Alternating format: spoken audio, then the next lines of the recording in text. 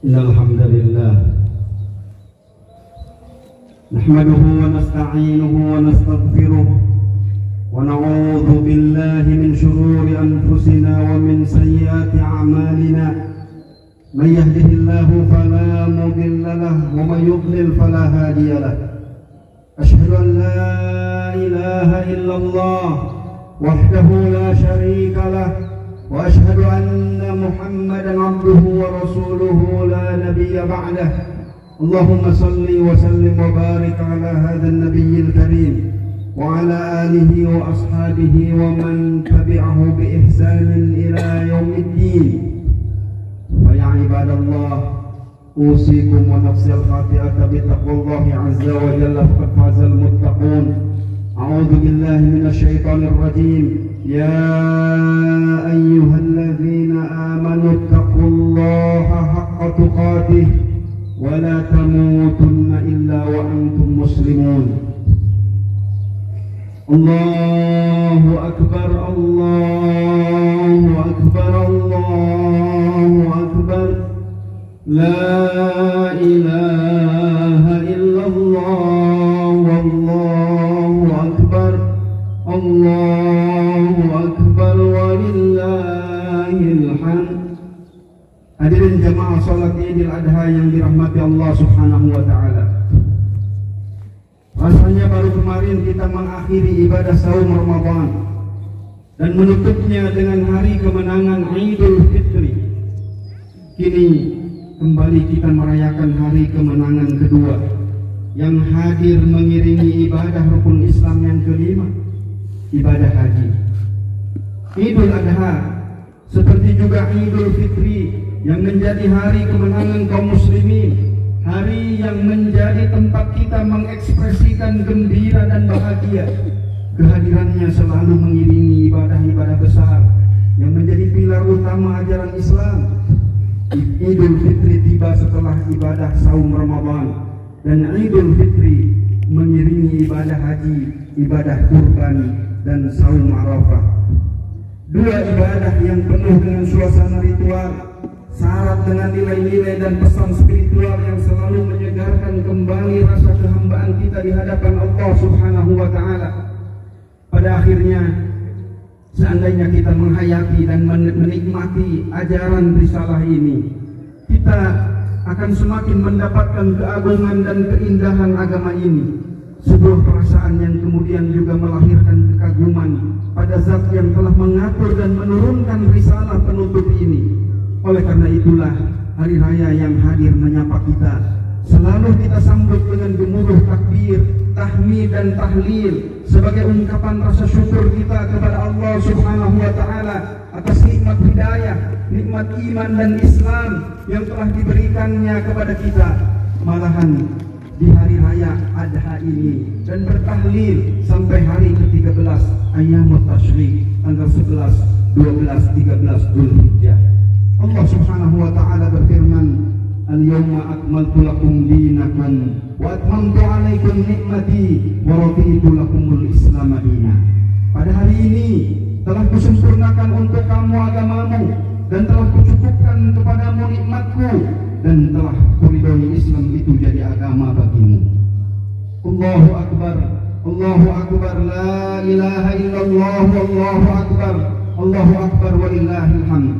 Hadirin aidin wal aidat yang berbahagia, hari ini di tanah suci lebih dari 2,5 juta kaum muslimin dari seluruh penjuru dunia berkumpul untuk menunaikan ibadah haji. Mereka datang memenuhi seruan Allah dengan melafalkan kalimat talbiyah, labbaik Allahumma labbaik, labbaik la syarika laka labbaik, innal hamda wan ni'mata laka wal mulk la syarika lak. Kami sambut panggilanmu, tidak ada sekutu bagimu. Sesungguhnya segala pujian, nikmat dan kekuasaan hanya milikmu, tidak ada sekutu bagimu. Ucapan talbiyah yang dilantunkan terus menerus oleh para hujjaj merefleksikan sikap tauhid kaum muslimin, sekaligus juga manifestasi kerinduan bertemu dengan Sang Khalik. Dorongan dan semangat tauhid dan kerinduan terhadap Allah itulah yang mendorong setiap muslim rela menerjang badai, melintasi gunung, mengarungi samudra, serta meninggalkan keluarga dan sanak saudaranya demi berziarah ke tanah suci menunaikan ibadah haji. Wa'adzin fin nasi bil hajj ya'tuka rijalan wa ala kulli dhamiri ya'tina min kulli fajjin amin.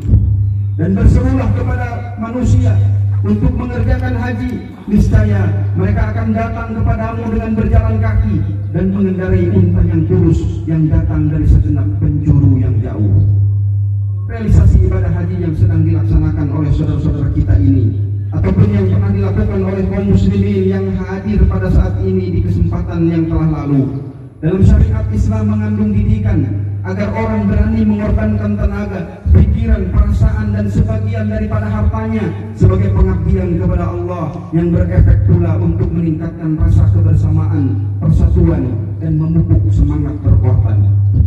Alangkah tepat sekali jika Islam menempatkan ibadah haji sebagai rukun Islam yang terakhir setelah syahadat, sholat, saum dan zakat, sebagai ibadah yang menuntut kemampuan atau istitoah di hampir semua potensi yang dimiliki, fisik, psikis maupun finansial. Ibadah haji menjadi ibadah yang menggabungkan unsur ruhi jiwa, jasadi badan dan mali harta. Sebuah isyarat bagi setiap yang akan melaksanakan ibadah haji. Idealnya untuk berusaha membereskan terlebih dahulu rukun-rukun Islam sebelumnya, sebelum ia berangkat menunaikan ibadah haji, sebab haji adalah puncak dari ritual ibadah-ibadah kita sehari-hari. Dalam haji ada upaya melawan hawa nafsu seperti saat kita saum. Dalam haji, hati dan pikiran kita selalu berinteraksi dengannya seperti pada saat-saat munajat kita dalam sholat. Dalam haji ada banyak pengorbanan yang harus dikeluarkan, pengorbanan harta dan jiwa seperti pada saat kita berjihad, berinfak dan berzakat. Wajar jika kemudian Allah Subhanahu wa Ta'ala memberikan sebuah pesan singkat bagi yang akan melaksanakan ibadah haji dengan firman-Nya, wa tazawwadu fa inna khairaz zadi taqwa. Berbekalah kalian dan sesungguhnya sebaik-baik bekal adalah takwa. Allahu akbar, Allahu akbar, la ilaha illallah, wallahu akbar, Allahu akbar walillahil hamd.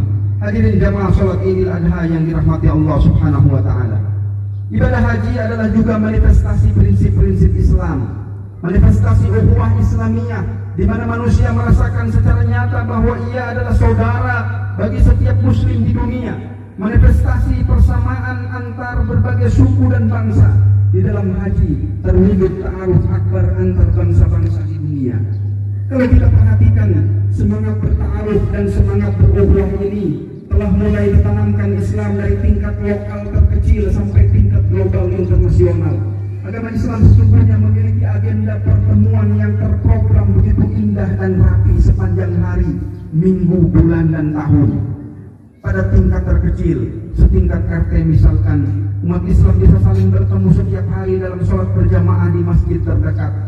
Lalu dalam setiap minggu pertemuan itu sedikit agak meluas ke tingkat yang lebih luas lagi, setingkat RW atau mungkin kelurahan misalnya, dalam pelaksanaan sholat Jumat yang memang menuntut tempat atau masjid yang lebih luas dan besar.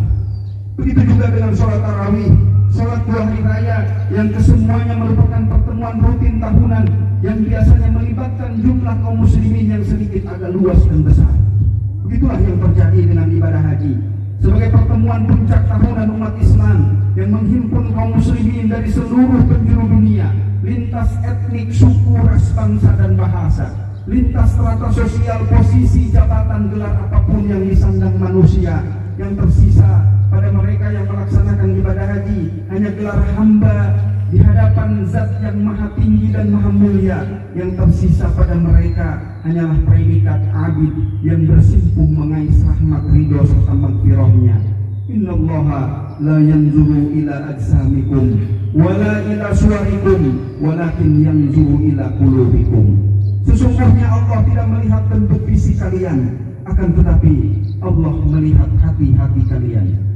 Hadirin aidin wal aidat yang berbahagia, seorang haji adalah kader yang matang karena dirinya sudah terlatih. Ia seorang muslim paripurna yang sudah mendapatkan didikan dan tarbiyah ilahiyah.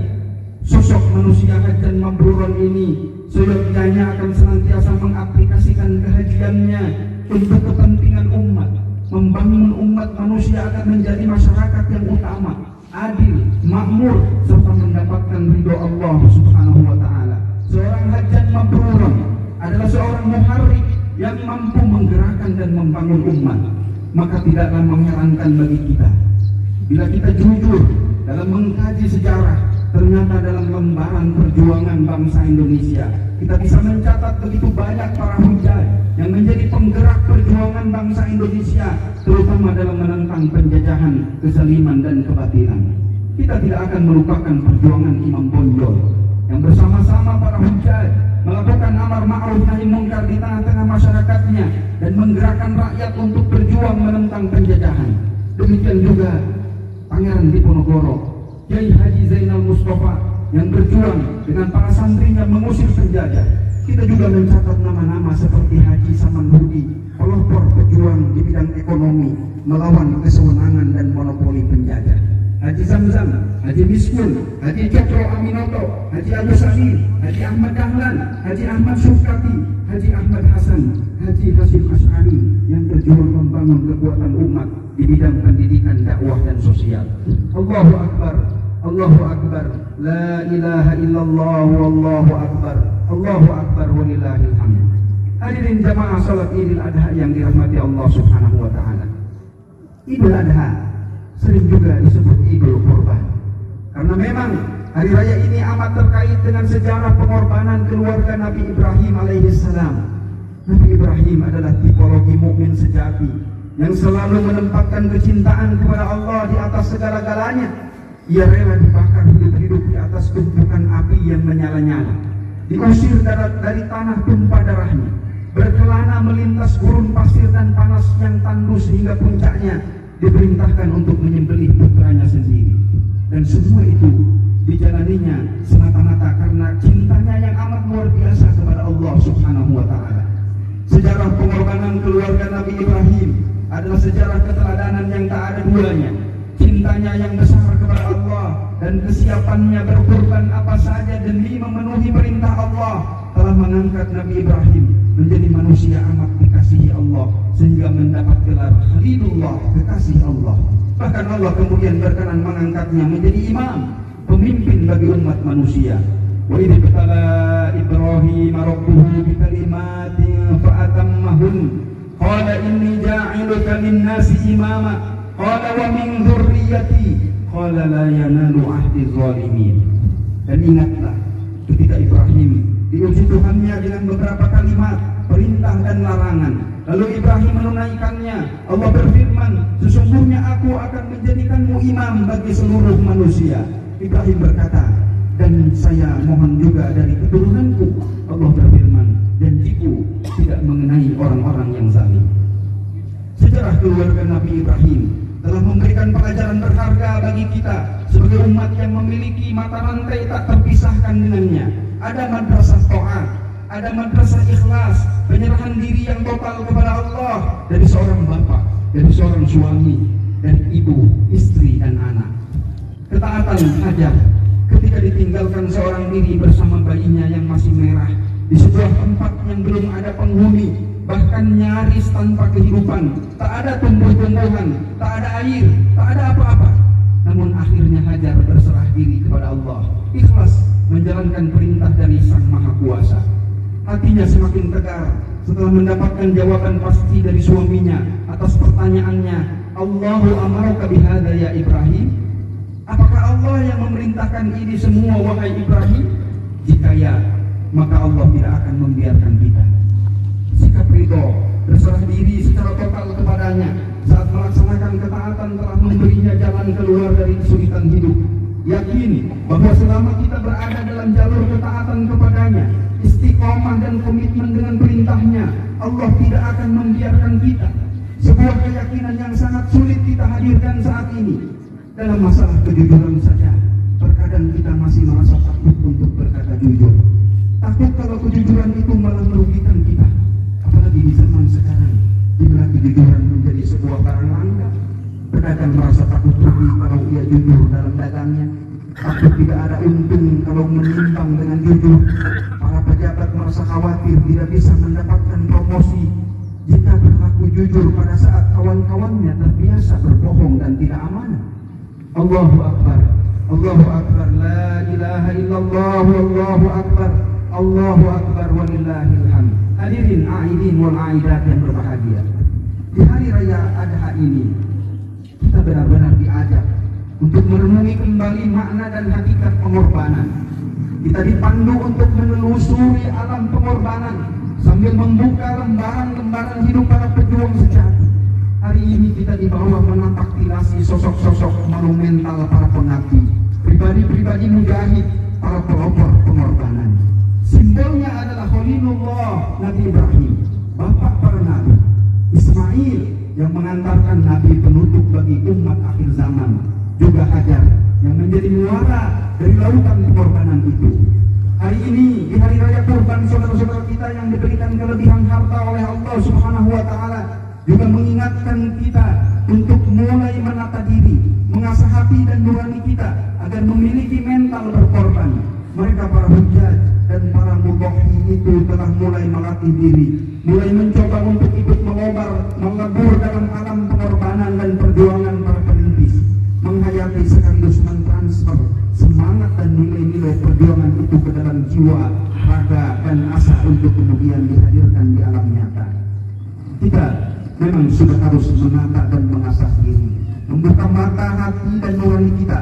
Sudah terlalu banyak persoalan-persoalan besar umat yang tidak bisa diselesaikan kecuali dengan pengorbanan. Sudah semakin banyak agenda-agenda penting umat yang mustahil bisa direalisasikan hanya melulu dengan kata-kata tanpa dibarengi dengan pengorbanan. Idealisme dan cita-cita luhur umat tak cukup hanya dibayar dengan materi dan kekuatan finansial. Izzah dan kehormatan itu harus kita bangun dengan sebuah proyek besar bernama pengorbanan. Kita memang sudah harus belajar berkorban agar negeri kita terbebas dari jerat-jerat krisis. Tengoklah negeri kita tercinta ini sedang menanti anak-anak bangsa yang mengerti akan makna pengorbanan, bukan anak-anak bangsa yang mengorbankan negerinya demi ambisi dan nafsu pribadi. Negara kita membutuhkan pemimpin-pemimpin yang berani berkorban untuk kepentingan negara, agama, dan rakyatnya, bukan para pemimpin yang menjadikan rakyat-rakyat kecil korban keamakan dan kepuasan diri. Saudara-saudara kita di pelosok negeri kita tercinta yang terkena musibah tengah menanti kepedulian kita. Saudara-saudara kita yang terzolimi di negeri-negeri tertindas menanti uluran tangan-tangan kita. Di Palestina, di Suriah, Rohingya, Kashmir, Sudan, dan negeri muslim lainnya, mereka menanti pengorbanan kita agar terbebas dari kesewenangan para tiran. Menanti pengorbanan kita meski hanya berbentuk untayan doa yang dipanjatkan di malam-malam munajat kita. Akhirnya, di penutup khutbah ini, marilah kita sama-sama menundukkan hati kita dengan penuh keikhlasan dan ketulusan memanjatkan doa. Mudah-mudahan Allah Subhanahu wa taala berkenan mengabulkan permohonan kita. Allahumma ya Allah, pengorbanan para nabi, para syuhada dan waliullah telah menggetarkan hati kami. Betapa terasa kecilnya diri kami. Karena itu ya Allah, tumbuhkanlah ruhul jihad dalam diri kami. Hidupkanlah semangat berkorban dalam jiwa kami. Suburkanlah semangat pengabdian dalam segala tingkah dan laku kami, agar negeri ini makmur di bawah naungan ridho-Mu, agar Islam menjadi berkah dan rahmat bagi alam semesta. Rabbana, Engkau yang Maha Pengampun, ampunilah dosa-dosa kami, dosa ibu bapa kami. Kasihanilah mereka berdua seperti mereka mengasihi dan menyayangi kami sejak kecil. Berikanlah taufik dan hidayah kepada para pemimpin kami. Kuatkanlah mereka yang lemah, luruskanlah ketika mereka keliru. Bimbinglah mereka agar senantiasa berada di jalan-Mu dan membawa kami pada jalan petunjuk-Mu, ya Allah yang Maha Dermawan. Terimalah amal-amal kami semua. Berilah kami kekuatan untuk selalu istiqomah di jalan-Mu. Terimalah ibadah kurban kami, terimalah ibadah haji kami, ibadah haji saudara-saudara kami. Jadikan haji mereka hajian mabrur, nadam dan maghfurah. Mudahkanlah urusan mereka dan selamatkanlah mereka dalam perjalanannya, sehingga bisa kembali ke tanah air dengan selamat, berkumpul kembali dengan keluarga dan sanak saudara. Ya Allah, ya Rahman, ya Rahim, hari ini kami berdoa untuk saudara-saudara kami seiman di seluruh daerah yang tertimpa bencana. Terimalah arwah saudara-saudara kami yang wafat. Tempatkanlah mereka di tempat yang mulia di sisi-Mu. Berilah kesabaran dan ketabahan ketabahan kepada saudara-saudara kami yang sedang menerima ujian-Mu. Jadikanlah musibah ini kifarat bagi dosa-dosa dan kehilafannya. Jadikanlah musibah ini ladang amal bagi kami untuk memperoleh pahala tanpa hisab sesuai janji-Mu. Ya Allah, tumbuhkanlah terus dalam sanubari kami semangat untuk menolong saudara-saudara kami. Allahumma ya Allah, hindarkan kami dari bencana, wabah, kekejian, kemungkaran, cobaan-cobaan dan fitnah-fitnah, baik yang nampak maupun yang tersembunyi. Hindarkan dari negeri-negeri kami khususnya dan negeri-negeri kaum muslimin lainnya. Rabbana la tuzigh qulubana ba'da idh hadaytana wa hab lana min ladunka rahmah innaka antal wahhab. Allahumma inna nas'aluka al-huda wat-tuqa wal-'afafa wal-ghina. Allahumma a'inna ala dzikrika wa syukrika wa husna ibadatik. Rabbana atina fid dunya hasanah wa fil akhirati hasanah wa qina 'adzaban nar. Wa sallallahu ala nabiyyina Muhammadin wa ala alihi wa